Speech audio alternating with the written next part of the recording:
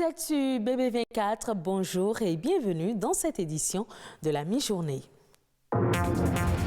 Mettre le traitement de l'hépatite à votre portée, c'est le thème retenu pour l'édition 2022 de la Journée mondiale contre l'hépatite célébrée ce 28 juillet, une occasion pour intensifier les efforts internationaux de lutte contre cette pathologie. Le gestionnaire mandataire de l'ANIP, face à la presse, il a apporté des clarifications par rapport à 2 décrets pris en Conseil des ministres pour une meilleure gestion de la population.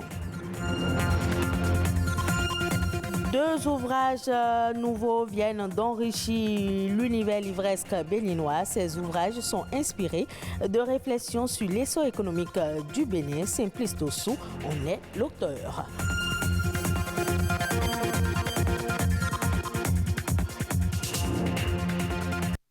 125 000 personnes décèdent chaque année en Afrique des hépatites, malgré la disponibilité des traitements. Pour mieux faire connaître ces tueuses silencieuses, ce 28 juillet est dédié à la lutte contre ces pathologies. Ce sont des maladies que la médecine moderne peine encore à guérir avec beaucoup d'efficacité et d'efficience. Seul un dépistage précoce permet de connaître son état sémiologique et d'être soumis très tôt à un traitement approprié. Aujourd'hui, 28 juillet, Journée mondiale des hépatites, Marianne Bossemene revient sur les voies de transmission et le processus pour traiter les différentes sortes d'hépatites. Dans le monde, il existe plusieurs formes d'hépatite virale. Selon le dernier rapport mondial de l'OMS, 325 millions de personnes sont atteintes de l'hépatite B ou C. Les spécialistes évoquent des causes variées. Et ces virus sont désignés dans l'ordre alphabétique suivant leur découverte de A, B, C, D et E. Au Bénin, c'est les causes infectieuses. Et dans ces causes infectieuses, on va parler des causes infectieuses virales. Il y a les causes toxiques et il y a les causes métaboliques. Ça concerne les sujets qui sont souvent très obèses. Il y a d'autres causes, les causes immunologiques, les tisanes que vous prenez, certains médicaments aussi qui peuvent être cause d'inflammation du foie. Au Bénin, les hépatites B ou C exposent plus à la chronicité lorsqu'ils ne sont pas tôt détectés, tant les signes sont silencieux. Il y a ce qu'on appelle les infections aiguës et les infections chroniques. Aiguës pour dire que le délai de l'infection ou de l'inflammation jusqu'à la guérison de la maladie, ça n'excède pas les 6 mois. Quand l'infection évolue au-delà des 6 mois, on parle de chronicité. Et si vous passez à la phase chronique, ce qui voudra dire que vous êtes exposé aux complications. Et notamment les complications, c'est la cirrhose et c'est le cancer du foie. Dans 80% des 2 cas, avant que l'ITER n'apparaisse, généralement vous avez de la fatigue, de la fièvre, des douleurs dans les articulations. L'hépatite est qualifiée de tueur silencieux. Son mode de transmission reste tout précoce et dangereux. La majorité ont l'hépatite B, mais c'est une contamination qui se fait très tôt dans les premières heures de vie, de la mère à l'enfant. Ça peut se faire de façon horizontale avec les enfants vivant sous le même toit. Les autres voies qui sont sexuelles ou bien sanguines, c'est beaucoup plus rare. Le virus C, c'est une contamination purement sanguine. Avec l'évolution de la science, il existe aujourd'hui un vaccin pour prévenir les hépatites et des moyens de traitement pour les personnes atteintes. On a du vaccin monovalent pour vacciner systématiquement dès les premiers jours de vie tout enfant qui naît. La vaccination pour l'hépatite B, il faut dire chez l'adulte, c'est le schéma à 3 doses. Concernant la forme aiguë, chez l'hépatite B, il n'y a généralement pas de traitement. C'est le repos et il faut éviter d'autres produits qui agressent le foie davantage. Tout rentre dans l'ordre, l'organisme se charge de régler le problème dans les 6 mois. C'est seulement ceux qui font une hépatite chronique active, c'est ceux-là qu'on prend en charge. Parce que les traitements qu'on donne pour l'hépatite B, c'est un traitement à vie. Alors que pour l'hépatite C, c'est un traitement de 3 mois et là, vous avez la guérison dans les 3 mois après le traitement. Le Bénin se situe dans une zone de forte endémicité. Pour plus de sécurité, les médecins recommandent le dépistage précoce et la vaccination chez les sujets sains. Mercredi dernier, le gouvernement prenait 2 décrets pour une meilleure gestion de la population. Le décret portant modalités pratiques et opérationnelles des actes d'état civil et celui mettant en œuvre les registres communaux des personnes physiques. Ces réformes ont fait l'objet d'un point de presse du gestionnaire mandataire de l'ANIP pour apporter des clarifications. Ce reportage nous donne plus de détails sur ces décrets dont jouissent déjà certains citoyens. Ola Rodrigue Babakbuto, Rodrigue Blondoumé. Ce sourire sur son visage, Adrien Ledoy a un changement de lettre sur l'acte de naissance de sa fille. Une satisfaction reçue sur le champ, bien au-delà de ses attentes. Le récépissé que Anif m'avait délivré, c'était écrit bel et bien Chomoku. Chomoku. Or, le nom de famille, c'est Chomaku. L'ANIP a procédé à la correction et c'est là, il m'a expliqué que je suis le premier bénéficiaire de la réforme du gouvernement.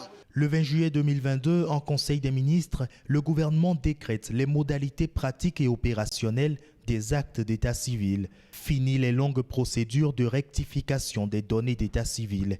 Nous venons ainsi de mettre fin aux difficultés que connaissent certains de nos compatriotes quant à l'exactitude ou non des données identitaires figurant sur les actes qui leur sont délivrés. Le décret est venu régler le problème, résoudre le problème pour obtenir l'acte d'état civil aujourd'hui. Vous allez présenter votre ancien acte d'état civil et on vous le reconstitue avec les mêmes informations. L'autre décret pris ce 20 juillet est relatif aux registres communaux, un outil majeur de maîtrise de la population locale. Des gens ont fait le RAVIP au moment où ils résidaient à Cotonou, par exemple, et aujourd'hui, ils sont à Malanville. D'autres étaient à Lokokoukoumé quelque part, et sont aujourd'hui à Azizalokoli. Si nous devons savoir de combien de centres de vote nous aurons besoin dans une localité donnée, nous avons besoin du registre communal pour avoir les chiffres sur la population.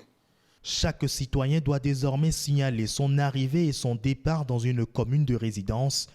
L'Agence nationale d'identification des personnes promet rendre opérationnels les registres communaux sur toute l'étendue du territoire national, au plus tard le 1er octobre prochain. 2 ouvrages pour booster le développement du Bénin. Le monde littéraire béninois accueille un nouvel auteur. Il a pour nom Simplice Dossou. Le placenta de mon pays et les 5 armes pour un Bénin développé, ce sont les titres de ces ouvrages. Des titres inspirés de réflexions sur l'essor économique du Bénin. Alessandra Tchoton. C'est déjà pratiquement en couleur noire pour montrer que nous sommes presque dans l'obscurité. Il faut travailler à sortir de l'obscurité parce qu'en réalité... Il faut sortir le Bénin du sous-développement et la recette pour y parvenir est ici trouvée. Elle est contenue dans les lignes de cet ouvrage de Simplice Dossou, titulaire d'un master en finance comptabilité et audit, enseignant engagé au service de la République depuis 10 ans. Et concernant les 5 armes pour que le Bénin soit développé, il faut... premièrement, l'estime de ce pays. Pour des actes pour montrer réellement que j'ai la vision pour le développement de ce pays.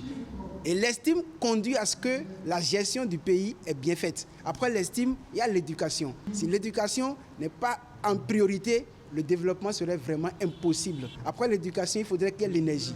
Après l'énergie, il faudrait qu'il y ait les entrepreneurs. L'entrepreneuriat qui aujourd'hui est une porte de sortie pour le développement de notre pays parce que le problème de l'emploi se pose avec acuité et au plan international. Voilà un point capital de l'ouvrage que moi j'apprécie personnellement. Le placenta de mon pays, c'est le 2e ouvrage de l'auteur, un titre également évocateur. Le Bénin est révélé et le gouvernement actuel, le régime actuel se sacrifie de jour en jour et je crois que le placenta et les 5 armes sont des étapes très primordiales pour que réellement le Bénin soit développé sur cette terre. L'auteur espère l'appropriation des 2 ouvrages par le public, surtout en cette veille de célébration de l'anniversaire de la cession du Bénin à la souveraineté internationale. Les autres faits marquants de l'actualité nationale, c'est dans la Nation en bref, présenté par Ulvaïs Balogun.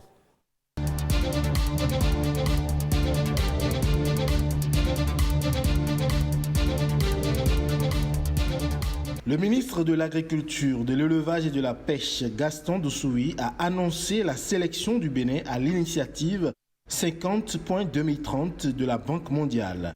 Cette initiative vise à fournir un appui conséquent pour le renforcement des capacités des acteurs du système national intégré des statistiques agricoles, alimentaires et nutritionnelles.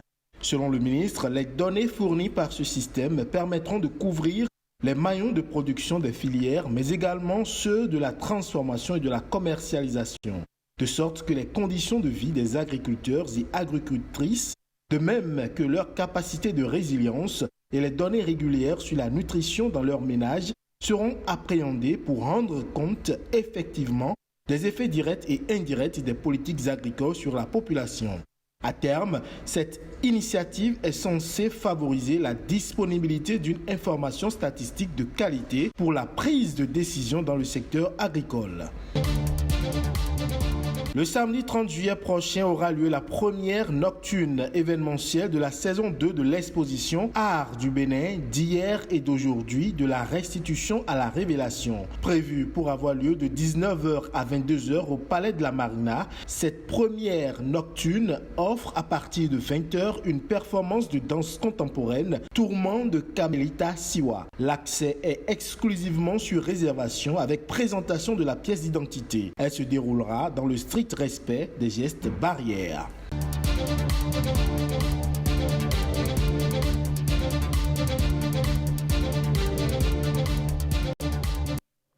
L'Éthiopie va bénéficier d'un financement de 488 millions, soit environ 320 milliards de francs CFA de la part des États-Unis. Les fonds doivent servir à faire face d'une part à la crise humanitaire et d'autre part à la sécheresse qui frappe le pays.